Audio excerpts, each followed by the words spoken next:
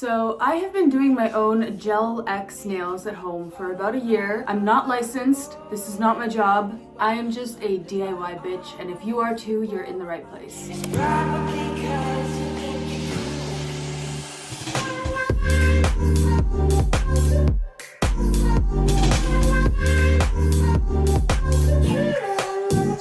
This video is brought to you by Squarespace, my favorite all-in-one platform to build a beautiful online presence. This video is going to be aimed at beginners, so keep that in mind. This is for people that have never done their own manicures, gel manicures at home, and want some help and guidance. Also, as a disclosure, my hands and my nails are one of my hugest insecurities to this day. Мама, а почему у меня ногти не такие, как у всех остальных? Сонечка, ты еще маленькая. Вот подрастешь и будут как у всех остальных. It's a total fabrication. It never happened. I was born with thumbs that are shorter than most people's, and when I would go to salons, it would be a huge ordeal and nobody would know what to do with my thumbs. Unfortunately, there's no surgery to correct thumbs like this. And even if there are, you risk nerve damage to your hands and your fingers, which segues into why I absolutely love having Gel X extensions, because they elongate your hands, elongate your fingers. I have tiny hands, short fingers, and very short nail beds and small nails. Soft gel extensions have truly restored some missing part of my confidence that was missing and never to be found unless this existed. I know from personal experience it can be a little bit intimidating realizing how much stuff you need to buy, especially the first time that you want to do this at home. But don't be discouraged. I promise it'll still turn out cheaper than it would getting a set of gel extensions at a salon. So for my gel polishes, I use a mix of Accents, which is a Canadian, very high quality professional line, and I use Korean and Japanese gel, which I absolutely love because they have the funnest colors. It's also insanely durable. It will last me approximately a month. Doesn't scratch, doesn't peel.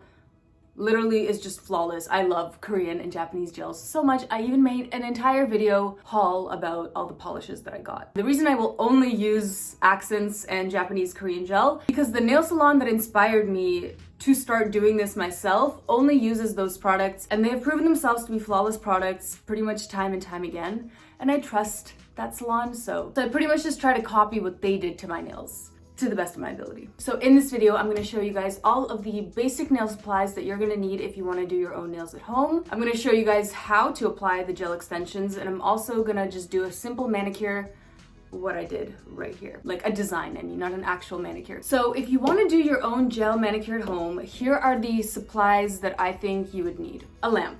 A lamp is very important, and the right lamp is very important. There's two types of nail lamps that exist, LED and UV lamps. And that just refers to the actual bulbs in the unit and the type of light that they emit. The lamp that I have is from 𝗀𝗍𝗂, and it emits both UV and LED light, which means that it can cure both LED and UV gel, which is pretty cool to know because if you ever go on Amazon and look at gel polishes, there are certain reviews that people leave that's like, my nail lamp did not cure this gel polish. If I was you, I would gauge how often I would be doing my nails, and if it's gonna be very often, then get a dual source lamp like I have, because I've never had a single problem with mine. You can also get a gooseneck lamp, and that would be incredibly handy to have if you are doing nail extensions so that you don't have to go under the table, which is what I have to do. It's a little bit annoying sometimes, but I've figured a way to do it. Would definitely recommend if you don't have any lamp, get a gooseneck lamp first. You'll also need to either go to a nail supply shop in your city or go on Amazon and find a set of nail files and buffers, like literally get a set because they run out very fast. Get drill bits if you're going to be using an e-file, which I personally would recommend. If you've never used an e-drill before, definitely watch a ton of YouTube videos about it. Cuticle remover, this one was $3 at my nail supply shop, but I think it's also like $3 on Amazon. Rubbing alcohol, for sure, and acetone if you're okay with using it on your nails, because some people aren't. Hopefully you already have a cuticle pusher and a cuticle nipper at home. If you don't, then get those. Make sure those are high quality too, because it makes a really huge difference. It would also be a good idea to grab some lint-free wipes made especially for nails because regular cotton rounds will leave lint on your nails and you don't want that. So these three products are my favorite that I use for both my hands and my feet.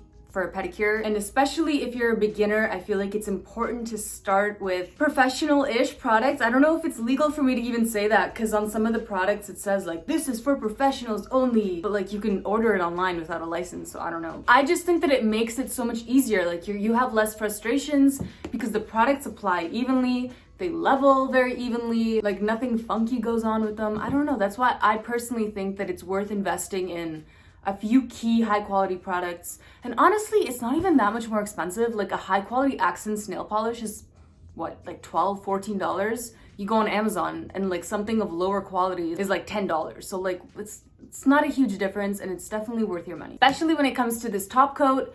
I forget what it's called, but I'll show you guys right here. And then X-Bond, definitely would recommend that because it creates adhesion between your natural nail and the extension or the gel, whatever you apply to it, and it prevents your nail popping off, which fortunately has literally never happened to me. So let's get started with step 1, which is cleaning the natural nail, removing dead skin, and cleaning the cuticles. I'm gonna leave a link in the description of some videos you guys can watch if you wanna learn how to do this.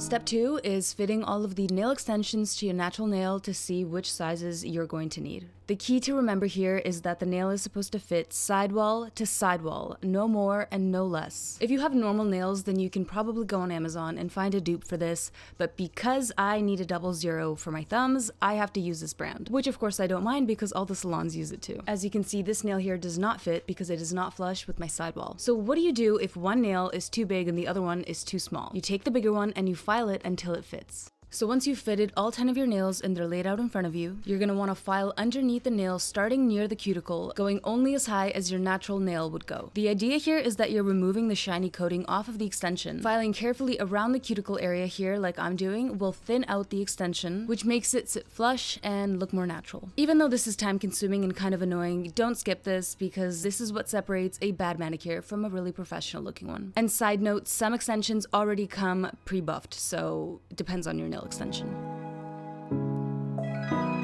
Once all of your nails have been prepped, some people recommend roughly filing or buffing your natural nail so that the gels you're about to apply can cling onto your nail better. Please never skip washing your hands. I learned this from the nail salon that inspired me. Don't use dirty towels, don't pet your cat, don't brush your hair. From now on, you touch nothing, okay? Use rubbing alcohol and a lint-free wipe to clean your nails from dust and oil. Then I like to use Gel Starter by 𝗀𝗄𝗃. Apply a super thin layer of X-Bond or gel primer to your nails, and when I say thin, I mean thin.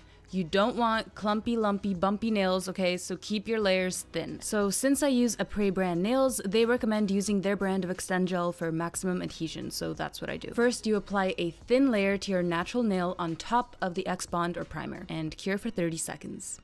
Once you've cured for 30 seconds, you're going to want to apply the Extend Gel to the back of the nail extension, right in the area where you scratched it up. This might take a little bit of practice before you get the hang of it, but the key to remember here is that if you use too much gel, it's going to flow out onto your cuticles, and you're going to see that. Definitely don't cure that. And if you use too little gel, you're going to have air bubbles, and that's going to cause your nail to pop off, and you're going to see that. This is where having a gooseneck lamp would really come in handy, but you can also do what I'm doing right here. Once you have the right amount of glue on the nail, turn on your lamp and apply the nail starting from the cuticle, allowing the gel to move up slowly. If any gel overflows, you're going to want to remove that with a wooden stick before it fully cures. And most importantly, never keep your gel bottles near the lamp. It's going to dry them out and ruin them. So to recap, Extend Gel goes on your natural nail, you cure for 30 seconds under the lamp. Then you apply the Extend Gel to the nail extension, position yourself underneath the lamp, and start from right above the cuticle area and firmly let the gel move upwards. And it cures fast, so don't bother doing it for the full 60 seconds, just flash cure for 30. Once all of your nails are applied, at that point you can file them down or shape the nail however you like it. I just like them a little bit shorter, so I'm filing them down, and I also recommend buffing the shine off of the nails for the smoothest application of the gel polish to come. I honestly have no idea what this is called. I found it at my nail supply shop, but you can use this to practice designs that you might want to do on your nails. I'm using the color 𝗀𝗃 by Accents, which I don't know why I picked this color, honestly. It was kind of hard to work with just because it's so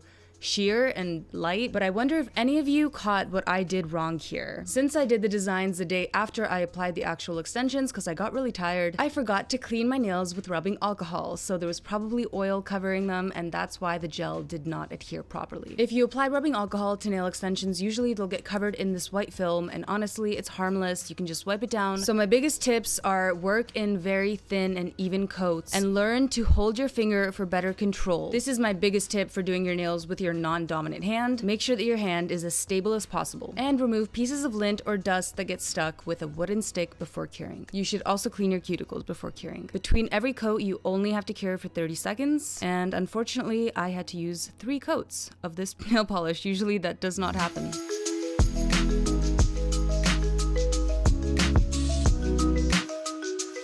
A huge tip to getting your gel as clean as possible, especially around the cuticle area, is using a thin nail brush. And I forgot to mention this earlier in the video, but I'm gonna link them in the description. I highly recommend them.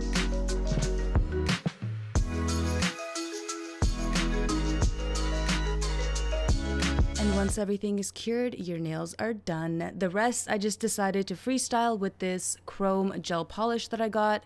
It's also from Japan. It's from Japan! But yeah. Took me quite a while to do this, but usually it doesn't.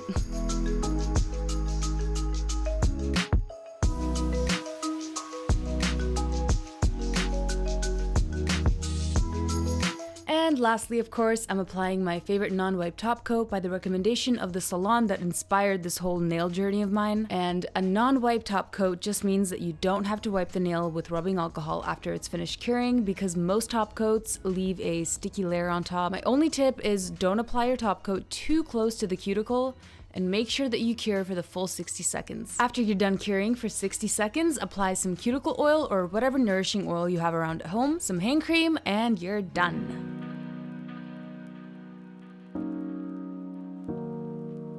So let's go over some mistakes and how you can avoid them. Never work near a window or in direct sunlight because the sun will cure your polishes before you mean to. I made this mistake early on. Always wipe down the nail with alcohol or else the gel will not adhere. Basically, just make sure there's no oil on the nail. And don't keep your gel bottles next to the lamp or exposed to the sun because it's gonna ruin them. Another super fast way to ruin your gel is by shaking it. Never shake the bottles. You should only roll them between your hands. So thank you guys very much for watching. I love you, and I hope that this video was helpful to somebody. I hope it inspired you to start doing your own nails at home. Definitely expect to and hope to be embarrassed by this video in a year because my skills have leveled up. But for now, this is what we got. And lastly, a quick word from Squarespace, the all-in-one platform for creatives like you and I that help make this video possible. If you're an existing or soon-to-be small business, Squarespace is the perfect place to start. Squarespace's social media marketing and custom post designs, email marketing, SEO, and more make it a solid, all-in-one solution for most things business. Let's begin with a multitude of award-winning and stunning templates which are created by in-house designers and yet are fully customizable to your heart's content. And for established or prospective bloggers, Squarespace is an excellent choice. You can support multiple contributors, sync and share with social media, and use the blog app to manage your blog from your mobile device. There are templates especially designed for blogging, making it easy to start a blog that flourishes. And if you ever decide to sell something on your website, Squarespace offers third-party integrations you might find incredibly helpful, such as tools for shipping management, product label printing, print on demand, and more. Plus, the overall experience is genuinely simple. A guided setup process makes building a store as easy as it gets. So if you've been thinking about starting your own brand or website, head to Squarespace for a free trial, and when you're ready to launch, go to squarespace.com/Sonya Esman to save 10% off your first purchase of a website or a domain.